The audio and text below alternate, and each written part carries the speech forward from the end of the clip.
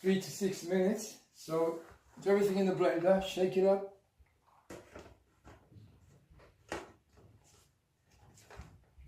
Switch the blender on, it does work. What we do with this now, we're going to pour the mixing on the chicken.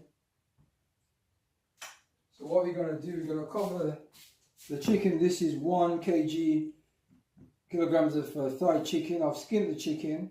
What I'm going to do now is put the jerk seasoning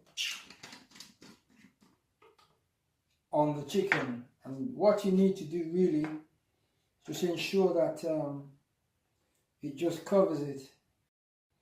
What I'm going to do today is just mix